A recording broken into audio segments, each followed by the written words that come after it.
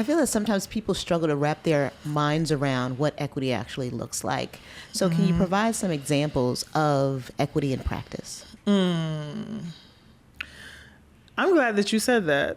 I think people do struggle with that, which is why in this book is also full of conversations.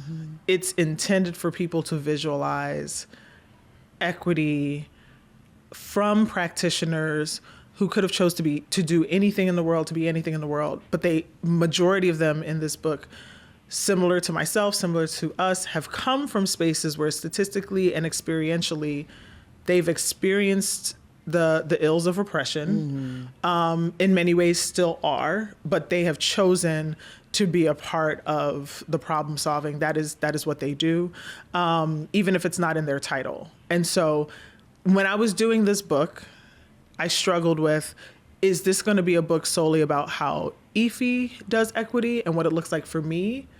I could, but I also know that one of my concerns and critiques is that I don't think a 1, 2, 3 step process is actually what is helpful in a world that looks at self-help, in a world where there's a market for just give me the toolbox, in a world where I do think there are some really well-intentioned people that really want to be impactful.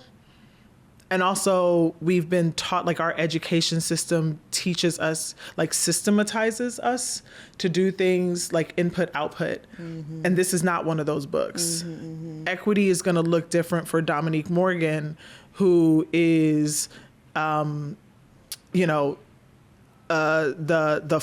first, I believe, Black trans woman to lead a major fund at a philanthropic organization that focuses on trans futures, but also is formerly incarcerated. Her process is completely different, right? As far as what it looks like.